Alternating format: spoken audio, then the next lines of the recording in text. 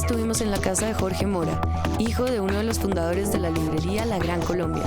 Compartiremos anécdotas y vivencias de personajes y situaciones que tuvieron lugar en esta histórica librería bogotana y de la vida cultural del centro de la ciudad.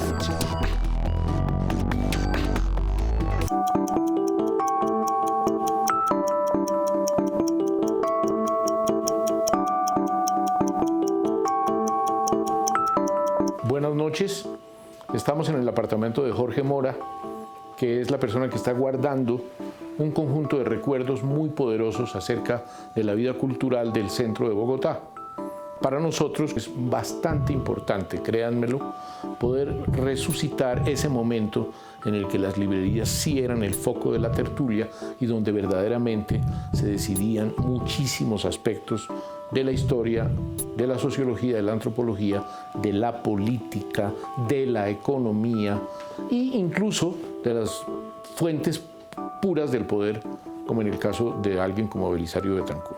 La librería se llamó de tres maneras. Se le decía la librería de Mora y Andonov, se le decía la librería Gran Colombia y se le decía también la librería de la 18. Era por puro cariño, eran los mensajes coloquiales. Nos vemos en la 18. Esa era una de las maneras de nosotros hablar.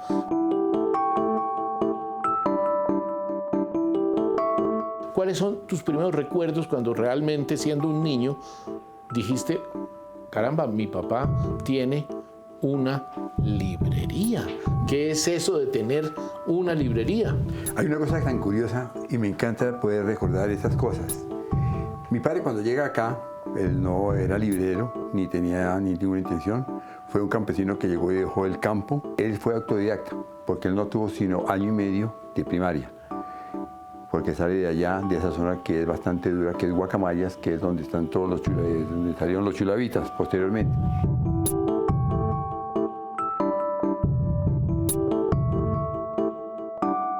Mi padre llega y se afilia a los lectores itinerantes de la Biblioteca Nacional y adquiere un conocimiento y se mete ya con Octavio Vélez ya y se pone a leer marxismo. Siendo él de una zona conservadora, termina justamente aplicándose ya como a las leyes del comunismo y le dicen, oiga, ¿por qué no se va usted a trabajar con un tipo que es socialista y tiene ideas gaitanistas? Es Carlos H. Pareja, que tiene una librería y en la 17.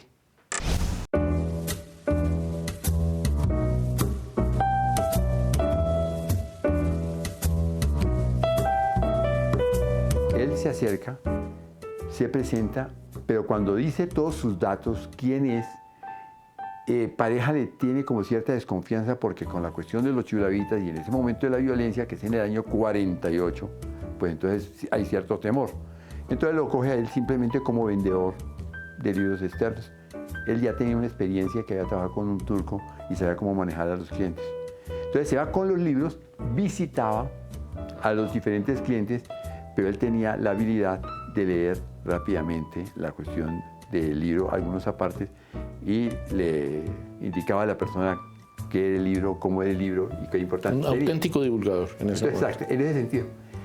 Se enferma la señora Mayo, que es la esposa de Carlos H. Pareja, que es gaitanista, que además fue una de las personas, para hacer un poco de historia, que es importantísimo, cuando la cuestión del 9 de abril es cuando Gerardo Molina, en ese momento era rector de la Universidad Nacional, se toma una emisora y hace el incendiamiento, que es Claro, ¿no? La cosa tremenda. Es una cosa así, y entonces él empieza a hacer así, habla de la Nueva Granada en poder de la Junta Revolucionaria del Gobierno, habla el doctor Carlos H. Pareja, le pido a los obreros, por quienes tanto he trabajado a lo largo de mi vida profesional, adhieran a este movimiento liberal del pueblo en busca de un gobierno liberal. Les comunico que se ha constituido la Junta Revolucionaria del Gobierno presidida por el doctor Darío Echandía y con un comité ejecutivo compuesto por los doctores Gerardo Molina, Restrepo Piedrahíta, Adán Arriaga Andrade y Carlos H. Pareja. Voy a leer enseguida el primer decreto por el cual se nombra Últimas Noticias como el órgano oficial de difusión.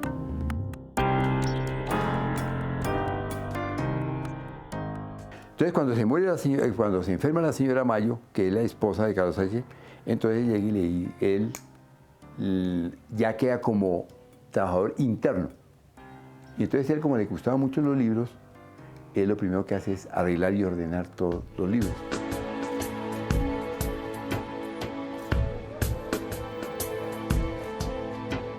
La señora Mayo, a los 3 meses que regresa a la librería, ve que esta tiene ya un orden muy especial. Pero la librería en ese momento tiene una gran virtud, y es que van una cantidad de políticos, Claro. que los genera el mismo Carlos H. Pareja. Claro. Entonces está Gaitán Durán, Sí, está pero Osorio ¿por Lizarazo. qué? Porque él hizo un libro sobre Gaitán, un libro muy importante.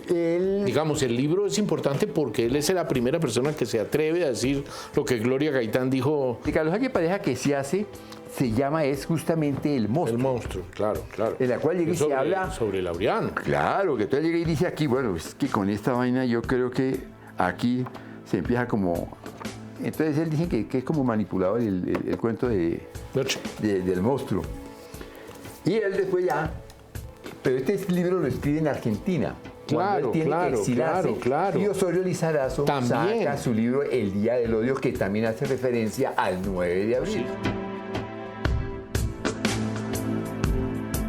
Déjame tener en las manos al mismo tiempo este libro y el libro de José Antonio Osorio Lizarazo. El Día del Odio. A ver, este libro, El monstruo de Carlos H. Pareja, participa de una colección que se llama la colección Novelistas de Nuestra América. Ajá. Entonces mire lo que hay acá. Está la novela canónica de Daniel Caicedo, Viento Seco. Viento Seco. Está Carlos H. Pareja, El monstruo. Está La calle 10 de Manuel Zapata Olivella. Está La casa de vecindad de José Antonio Osorio Lizarazo. No El Día del Odio, sino La casa de vecindad. Y están Las estrellas son negras de Arnoldo Palacio, a quien acabamos de entrevistar para el programa de Leer a Bogotá. Ya me cuenta cómo se va juntando todas las cosas, cómo va... Esa parte es muy importante.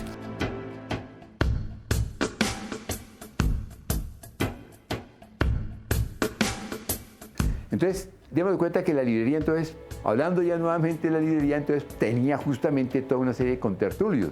Carlos Lleras fue uno de ellos, Otto Morales Benítez, y después viene toda una racha de intelectuales o de gente inquieta que venía del Valle, porque fue la época de la violencia. Entonces viene Mario Barrula, viene Estanislao Zuleta, y que Jorge, además sí habla...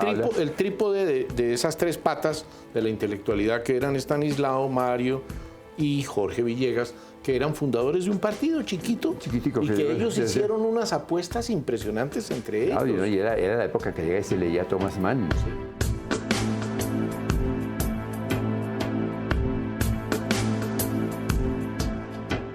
Que Jorge Villegas fue un intelectual porque no solamente sacó sacó el de la guerra de los 1000 días, sacó el Sucesos colombianos. Mira, esta historiografía hecha solamente con titulares de prensa, comienza con los títulos de prensa del 1 de enero del año 1900 hasta el 31 de diciembre de 1924. Es decir, aquí están todas las noticias de cómo fue que se desarrolló un capitalismo burgués traidor desde el 1 de enero del año 1900. ¿Sabes qué dice la primera hoja, no? Invadida Colombia por tropas colombo-venezolanas. Desde Maracaibo sale expedición de liberales auspiciada por el dictador venezolano Cipriano Castro.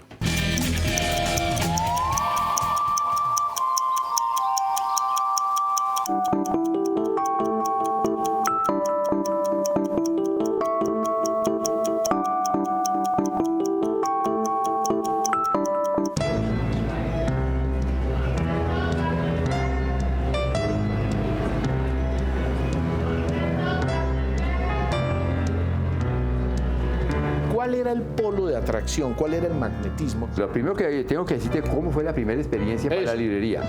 Yo estaba estudiando en una escuela pública, estaba estudiando segundo de primaria y allá todos los compañeros eran carpinteros, eran fontaneros, era todo. Cuando me preguntaban cuál es el oficio de su padre, librero, todos soltaban la carcajada. Y yo sentí una cierta... Pues bullying, matoneo. De matoneo, que no. Y le voy a donde mi papá y le digo, mira lo que me pasó en la escuela. Y entonces él me dijo, no, el que vende los libros justamente es el que le enseña para que los niños puedan imaginar cosas y me lleva a la librería. Y cuando entro a la librería siento yo ese no, ambiente. esto era lo que yo le estaba preguntando, es un recuerdo hermosísimo. Ya, entonces eso me hace acercarme más a la librería. Yo tenía ciertos complejos de ir a la librería, pues la gente que iba allí, los intelectuales que iban, todo. Ya después cuando se participa de las ferias de libro que se hacían ahí en el Parque Santander. Mejor dicho, uno salía del Parque Santander, tenía que pasar por la Librería Mundial y luego remontar a la 18 y encontrar la Gran Colombia. Pero si cogía para abajo, encontraba la Buchholz. Y encontraba la Buchholz que quedaba allá. Y si cogía para enfrente, Belisario acababa de poner Tercer Mundo. Tercer Mundo, y estaba también diagonal la librería central del señor Ungar. Del señor Ungar. De Hans Ungar.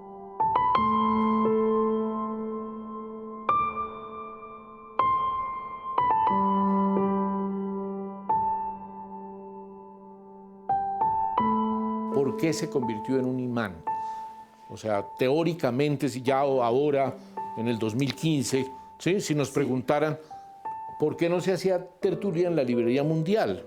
Porque la librería... ¿Por qué Belisario quiso hacer tertulia en la de Tercer Mundo y no le funcionó? ¿Y por qué, en cambio, la Gran Colombia siguió con la tertulia hasta que se acabó? Bueno, hay una cosa... Esa es una pregunta muy importante y muy rara, porque es de magnetismo, ¿sí me entiendes? ¿Y qué es el magnetismo? La atracción. ¿Cuál fue la atracción de esa vaina? La atracción era que allí era una librería que era, digamos, en cierta forma muy bromista. Los libros que se conseguían allí, ¿qué eran? De historia, de política, de economía, porque entre otras cosas Carlos H. Pareja con el Fondo de Cultura es el primero que trae todos sus libros en cantidad. Claro. Y la librería... ¿Qué es El hombre de Martin Buber? Es claro. Y se lo vendíamos ahí. En todas partes se vendía y era un opúsculo así del gran místico judío Martin Buber. Claro. Entonces eso hace que la librería, porque ¿qué es lo que pasa? En la Buchholz llegaba la gente, pero no había como el espacio para llegar y sentarse. Para llegar y estar en un lugar donde pudiera llegar a hacerse la tertulia.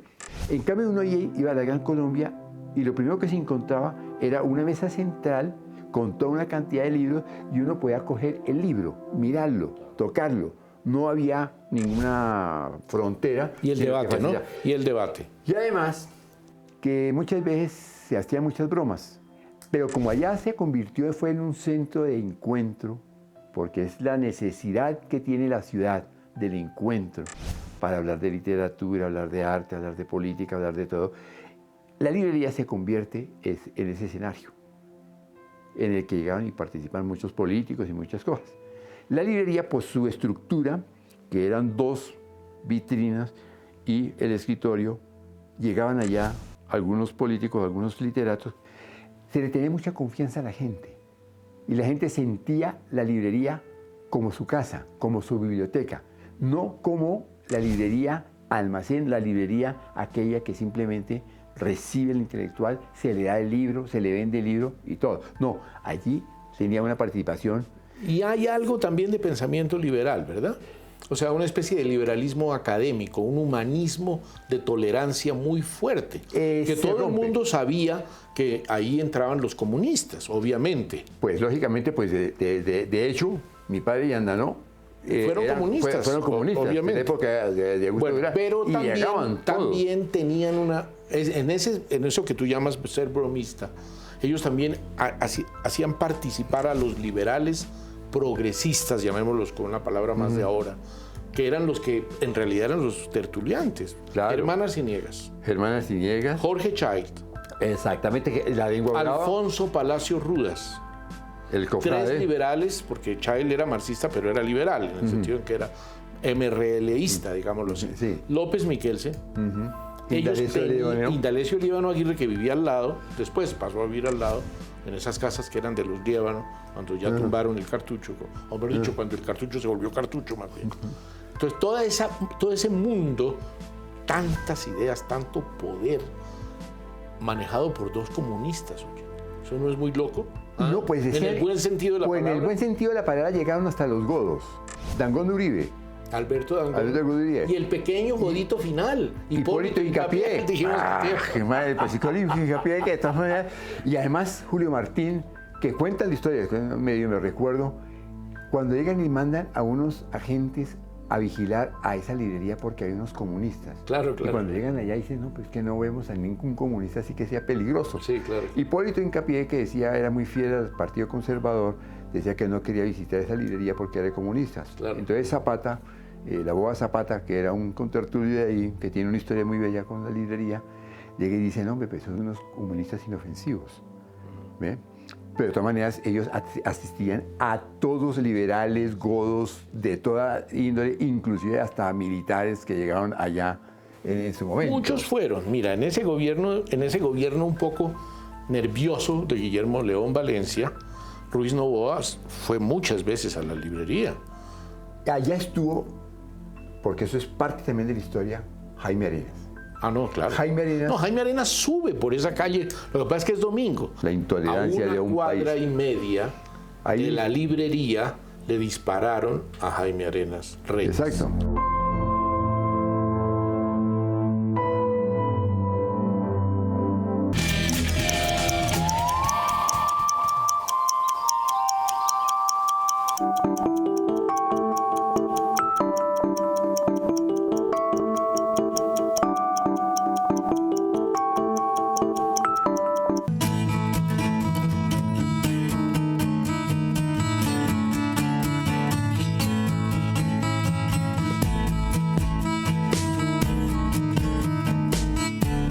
Otro personaje que matan de ahí, que fue parte de la historia del país, fue Chucho Bejarano. Tarcisio Guerra, que era abogado, pero también tuvo presidentes y también tuvo alcaldes de esa librería. Porque No, el primer pues, alcalde... presidentes ya vemos y estuvo ministros de Hacienda. Belisario, ministro de Hacienda, estuvo Palacio Rueda. El caso de Palacio Rueda sí deberíamos trabajarlo con más cuidado. Es que la librería tuvo muchas particularidades tan especiales como fue el primer lugar donde se le dio apoyo al sindicato de coperas, que se le hizo al señor Hipólito Hincapié. Y ahí se sacaban todos los documentos y todas esas cosas. Los mimeógrafos. Los mimeógrafos. Entonces la librería siempre tenía esa particularidad del chiste y la mamadera de gallo. En una ocasión le preguntan Que no era tan mamadera de gallo porque defender a las mujeres que atendían los cafés no tenían ni derecho a asociarse, no había sindicalismo. Estaban en muy malas condiciones y de ahí entre chiste y chanza, Se la librería es la que promociona, impulsa esa posibilidad que la mujer levante la cabeza de un oficio que estaba siendo muy desdeñado, porque ser copera era ya una sola palabra para decir un oficio oscuro, sí. ¿Me entendés? O sea, ¿no? Sí, pero la cosa que favorece ahí es porque habían periodistas, amigos. Claro, claro. Estaba Gonzalo Castellanos, Ya, estaba Héctor Mora Pedraza, estaba Yair Giraldo, entonces estaba Jorge Chay. Pues, todas esas eran lenguas bravas que de todas maneras, como iban allá permanentemente en la librería, pues podían llegar y hacer un escándalo de mayor envergadura, cosa que se podía hacer en otras partes. Curiosamente, la librería no tenía cómo darles tinto a las personas. La gente se reunía allí, simplemente del sitio de concentración, y se pasaban al automático. Y ahí al automático sí iban a tomarse el tinto. Y además la librería tenía la particularidad que se sabía exactamente antes que pasaran las cosas en el gobierno o la prensa lo dijera, se sabía ya en la librería. Porque allá estaba Ramiro Andrade, porque estaba Carlos Lemon Simón, porque estaba, bueno, como estaba diciendo, cantidad. Estaba Pedro Bonet, estaba Juan de Dios Montes, que fue de la... Él está vivo. Sí, todos están vivos ahí. Muchas de esas personas terminaron trasladándose ahora al Pomerillo del centro andino con una nostalgia tremenda, porque no tienen dónde reunirse y en el único sitio donde medio pueden tomarse un café es ahí en el centro andino. Sí, ahí los vemos de vez en cuando. De vez en cuando. Lo que pasa es que la librería tiene tres etapas. Primero es la etapa inicial, que es con Carlos H. Pareja, Andanó y Mora. La segunda etapa, Andanó y Mora. Le compran le compran una parte, la parte a Pareja. Y después simplemente se rompe ahí, muere mi padre, y con él viene una nostalgia que de todas maneras yo les voy a mostrar en un recorte de prensa que se habla justamente al tema de la muerte de mi padre, en la cual ya se dice que huele a difunto ya la librería. Y la librería cambia. Entonces Iván Posada hace el diseño de la nueva estructura, que es donde está hoy la librería Alejandría, pero la librería pierde todo el encanto que tenía ahí Y entonces, como decía un Gustavo, que es el que toma el local, compraron la librería, la cambiaron, pero borraron la pátina que tenía la librería.